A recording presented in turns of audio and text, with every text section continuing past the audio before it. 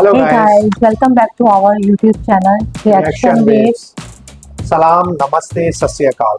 मैं हूं रॉबसन। मैं हूँ रोमा। तो गाइस, उम्मीद करते हैं आप लोग मज़े से होंगे और अपनी ज़िंदगी एंजॉय कर रहे होंगे। और हमारी दुआएं, हमारा प्यार आप लोगों के साथ है। और इसी तरह आप लोग भी अपना प्यार हमारे साथ शेयर करते रहें ताकि हम भी आपके लिए नई नई वीडियो लेकर आए। तो गाइस, वीडियो का टाइटल आज जो है वो हमें रोमा बताएगी। India declared a stronger country than Russia, first time in history। By Prashant Dhawan. तो गाइस, चलिए वीडियो को शुरू करते हैं। वीडियो को शुरू करने से पहले आप लोगों से रिक्वेस्ट है, अगर आप हमारे चैनल पर नए हैं तो हमारे चैनल को सब्सक्राइब करें, बेल आइकन को प्रेस करें ताकि हर एक नई वीडियो आप तक पहुंचे। Let's start.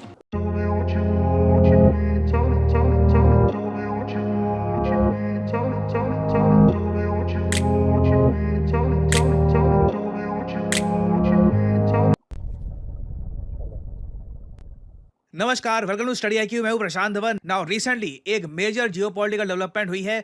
इंडिया को डिक्लेयर कर दिया गया है the third most powerful country, तीसरा सबसे ताकतवर देश, मतलब कि रशिया जापान के ऊपर इंडिया को रखा गया है। और इस पे आप देखोगे दर्जनों आर्टिकल्स पब्लिश हुए हैं। भारत सरकार के कई मंत्रियों ने भी इस पर ट्वीट करी है, कमेंट्स करी है कि India emerges third most powerful country in Asia, surpassing one super powers Russia and Japan. और यहाँ पे आप देख पाओगे हरदीप सिंह पुरी ने पीएम मोदी को दिया है यहाँ पर श्रेय, और कई मिनिस्टर्स है वो कह रहे हैं कि इंडिया जियोपॉलिटिकली और ओवरऑल एज ए कंट्री अब इतना स्ट्रांग हो चुका है कि अब तीसरा सबसे ताकतवर देश बन गया है इंडिया। ना यहाँ पे आपका सवाल आएगा कि अच्छा ठीक है, ये जो रैंकिंग है जिसके बारे में आज के समय काफी चर्चा हो रही है, ये रिलीज की है लोई इंस्टीट्यूट ने। ये एक Australia based mega think tank है। इनकी रिपोर्ट्स बहुत ही क्रेडिबल होती है, काफी रिस्पेक्ट की जाती है जियोपॉलिटिक्स के जगत में। और सबसे पहले मैं आपको दिखाता हूं कि इन्होंने हाल ही में क्या इंडेक्स पब्लिश किया है और वहां पे किस कंट्री की रैंक क्या है। नाउ ये आपके सामने है लोई इंस्टीट्यूट का एशिया पावर इंडेक्स। इन लोगों के हिसाब से दुनिया में जो मेन शक्ति का केंद्र है ये इंडो पैसिफिक रीजन है, जो यहाँ पर आप कह लीजिए ऑलमोस्ट इजराइल से लेकर यूएस तक ये जो पूरा इलाका है, जो देश यहाँ पर डोमिनेट करेगा दुनिया में ही उसका दबदबा होगा। चाहे ट्रेड हो, चाहे रिसोर्सेज हो, हर जगह वो कंट्री सबसे ऊपर आपको दिखाई देगा। नाउ लोई इंस्टीट्यूट कहता है कि सबसे पहले तो एक बात क्लियर हो जानी चाहिए कि कौन कौन से देश सुपर पावर हैं और कौन कौन से देश मिडल पावर हैं। तो लोई इंस्टीट्यूट कहता है कि सुपर पावर यहाँ पे बस दो है आज के समय, एक यूएसए और दूसरा चाइना। इधर आप देख पाओगे इन्होंने यूएसए को जो ये स्कोर दिया है ना 81.7 का, ये सिर्फ इनकी मिलिट्री पावर के बेसिस पर नहीं है। ये स्कोर यूएसए को मिला है इनकी इकोनॉमिक एबिलिटी पर, मिलिट्री कैपेबिलिटी पर, रेजिलियंस पर, के इनको कल को अगर अटैक किया जाता है तो कितना रेजिलियंट है यूएसए, फ्यूचर रिसोर्सेज, क्या क्या इनकी फ्यूचर की प्लानिंग है, इकोनॉमिक रिलेशनशिप्स, किस कंट्री के साथ कितने ट्रेड पैक्ट्स हैं, इनका ओवरऑल ट्रेड कैसे फ्लरिश कर रहा है, डिफेंस नेटवर्क्स, डिप्लोमेटिक इन्फ्लुएंस और फिर कल्चरल इन्फ्लुएंस। इन सब चीज़ों को ये लोग ध्यान में रखते हैं और फिर तैयार करते हैं अपना स्कोर। तो इनके हिसाब से यूएस टॉप सुपर पावर है इंडो पैसिफिक रीजन में, और फिर यूएसए के बाद इन्होंने रखा है चाइना को। नाउ चाइना के बाद यूजुअली ये लोग रखते थे या तो रशिया को या जापान को। पिछले साल का आप अगर इंडेक्स देखोगे तो वहां पे आपको जापान मिलेगा फोर्थ स्पॉट पे। और उस वक्त ही मुझे याद है कई लोगों ने टिप्पणी करी थी कि ये इंडेक्स गलत है। जापान जैसा देश जिसके पास खुद के न्यूक्लियर वेपन्स भी नहीं है, जापान को कैसे ये लोग कह सकते हैं कि जापान तीसरा सबसे ताकतवर देश है, जबकि इंडिया के पास 2 एयरक्राफ्ट कैरियर्स उस वक्त आने वाले थे, अब आज के समय आ चुके हैं। तो 2023 के आलोचना के बाद अब हम देख रहे हैं कि लोई इंस्टीट्यूट ने करेक्शन कर दी है।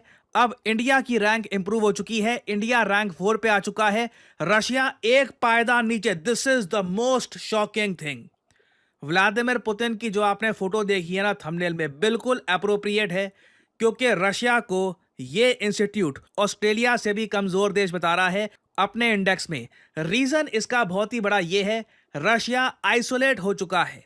रशिया के इकोनॉमिक रिलेशंस खराब हो चुके हैं, डिप्लोमेटिक इन्फ्लुएंस रशिया का कमज़ोर हो चुका है, रशिया आज के समय बहुत ज़्यादा कर्ज के तले दब चुका है और फ्यूचर रिसोर्सेज इनके पास क्या होंगे, कैसे ये कंट्री ऑपरेट करेगा, इसको लेकर क्लैरिटी है नहीं। जबकि ऑस्ट्रेलिया न्यूक्लियर सबमरीन्स पे काम कर रहा है। ऑकस के अंडर बहुत ही जल्द ऑस्ट्रेलिया को न्यूक्लियर सबमरीन मिलने वाली है और क्वाड के जरिए ऑस्ट्रेलिया ने अपनी जो डिप्लोमेटिक स्टैंडिंग है ये रीजन में बहुत ज़्यादा इंप्रूव कर दी है। तो इन लोगों के हिसाब से ऑस्ट्रेलिया ओवरऑल, नाउ अगेन यहाँ पे ये मत सोच लेना कि ऑस्ट्रेलिया रशिया की वॉर हो। पहली बात तो वॉर होने के चांसेस बहुत कम है क्योंकि ज्योग्राफिकली दोनों देश बहुत बहुत ज़्यादा दूर हैं।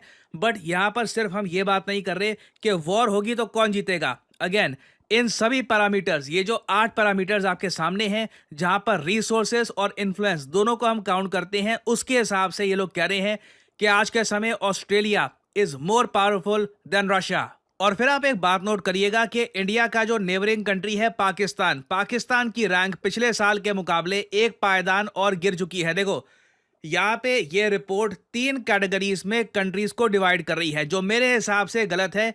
इनको और कैटेगरीज बनानी चाहिए। ये लोग कह रहे हैं कि या तो देश होते हैं सुपर पावर जैसे कि यूएस, चाइना, फिर होती है मिडिल पावर्स। ना ये सुपर पावर है ना माइनर पावर है, बीच का अभी के लिए इनका स्टांस है। जबकि मेरे हिसाब से सुपर पावर के नीचे पोटेंशियल सुपर पावर की कैटेगरी होनी चाहिए जहां पर इंडिया को बिल्कुल होना चाहिए। इंडिया, ऑस्ट्रेलिया ये बिलोंग करते हैं उस ग्रुप में, क्योंकि अगेन देखो मिडिल पावर का जो ये ग्रुप है ना, इसमें ये इंडिया को भी डाल रहे हैं और इसी ग्रुप में ये पाकिस्तान को भी डाल रहे हैं, जो आपको सॉल्वे स्पॉट पे यहाँ पे आपको दिख जाएगा। और नॉर्थ कोरिया को भी इसी स्पॉट में डाला जा रहा है, ब्रुनाई को भी इसी स्पॉट पे। और उसके नीचे हम देखते हैं आती है माइनर पावर कंट्रीज जैसे कि बांग्लादेश। जी हाँ, बांग्लादेश को एक माइनर पावर कंट्री यहाँ पे बुलाया गया है।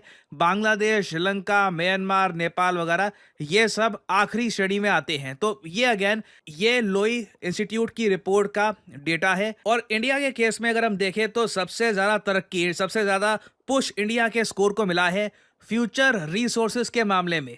ये लोग कह रहे हैं कि इंडिया ने जिस तरीके से क्वाड के जरिए बहुत सारे रिसोर्सेज इंश्योर कर दिए हैं कि इंडिया के पास है। फॉर एग्जांपल अभी रिसेंटली हमने देखा कि यूएस की स्पेस फोर्स ने ये अनाउंस किया है कि इंडिया में ये नेशनल सिक्योरिटी वाली जो सेमीकंडक्टर फैक्ट्री है ये सेटअप करने में हेल्प करेंगे। ऑब्वियसली इससे हमारे फ्यूचर रिसोर्सेज को बहुत ज़्यादा बल मिलता है। इंडिया एक ज़्यादा रेजिलिएंट कंट्री बन के उभरा है रिसेंटली। चाहे कुछ भी हो जाए, कोई नेचुरल डिजास्टर आ जाए, कुछ वॉर हो जाए, इंडिया काफ़ी हद तक स्टेबिलिटी के साथ खड़ा रहेगा। इंडिया का डिप्लोमेटिक इन्फ्लुएंस भी इंप्रूव हुआ है, इकोनॉमिक कैपेबिलिटी भी हमारी काफ़ी हद तक इंप्रूव हुई है। एक जगह थोड़ा सा नुकसान हुआ है, वो है डिफेंस नेटवर्क्स। यहाँ पे देखिए हमें इम्प्रूवमेंट करने के लिए और कंट्रीज़ के साथ मिलिट्री टाइप्स के बारे में बात करनी होगी।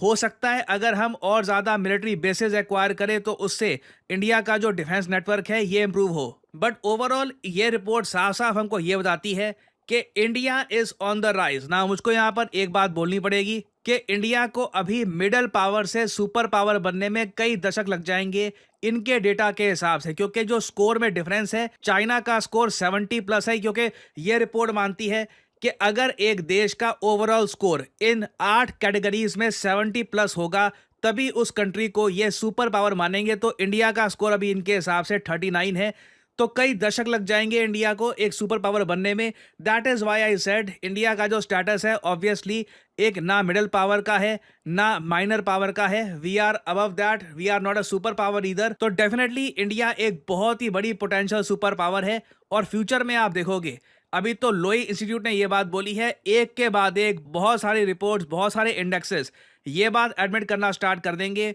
कि तीसरे दूसरे स्पॉट पे अब रशिया नहीं रहा, स्पेशली आफ्टर यूक्रेन ने इनका जो कुर्स्क रीजन है इसका बहुत सारा एरिया कब्जा लिया और रशिया अभी तक कुछ कर नहीं पाया इसको लेकर। रशिया की ओवरऑल जो ग्लोबल जो इनकी डोमिनेंस है ये काफ़ी हद तक कम हो चुकी है और वो वैक्यूम अब इंडिया फिल कर रहा है। India is the new number 3। ना यहाँ पे मैं आप लोगों से सवाल पूछना चाहूँगा, क्या आप जेन्युइनली मानते हैं कि आज के समय भारत तीसरी बड़ी महाशक्ति बन चुका है, या फिर आप मानते हैं कि अभी नहीं, अभी रशिया एक कमबैक कर सकता है, इंडिया को 3rd स्पॉट पे रखना अभी जल्दबाजी होगी? लिखेगा इसके बारे में कमेंट सेक्शन में, मैं जानना चाहूँगा आपका ओपिनियन। और फाइनली यहाँ पे आपसे पूछूंगा एक क्वेश्चन ये है कि देखिए ऑस्कर्स में इंडियन मूवी कौन सी जाएगी एज इंडियाज ऑफिशियल एंट्री? ये है यहाँ पे आपकी ऑप्शंस, कल्कि, एनिमल, आर्टिकल 370 या फिर लापता लेडीज। कमेंट सेक्शन में करिए उत्तर। जो लोग सही आंसर देंगे उनकी कमेंट को मैं हार्ट दे दूंगा ताकि बाकी लोग समझ पाएं कि सही उत्तर क्या है। India is super power. तो गाइस, इंडिया सुपर पावर बनने जा रहा है। अगर हम देखें तो दिन ब दिन ग्रो कर रहा है और इंडेक्स के हिसाब से भी इंडिया जो है थर्ड स्ट्रॉन्गर कंट्री बन चुका है।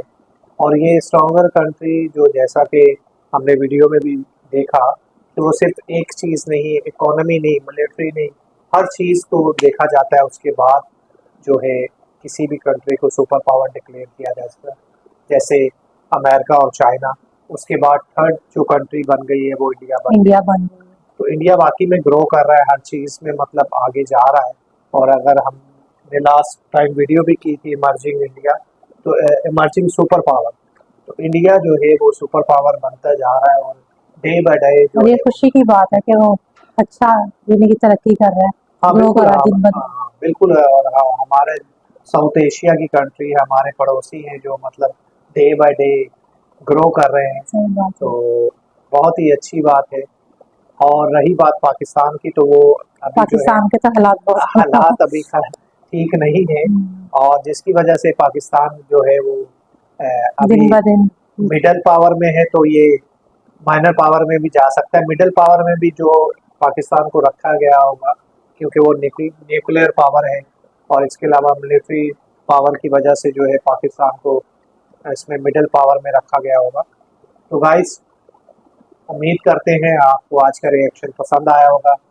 अगर रिएक्शन आपको पसंद आया तो हमारी वीडियो को लाइक, शेयर और चैनल को सब्सक्राइब करें। तो गाइस, आप लोगों का बहुत शुक्रिया जो आप लोगों ने हमारी वीडियो को देखा और एंड तक हमारे साथ रहे। और गाइस, हमें सपोर्ट करने के लिए भी शुक्रिया। और आज के लिए इतना ही।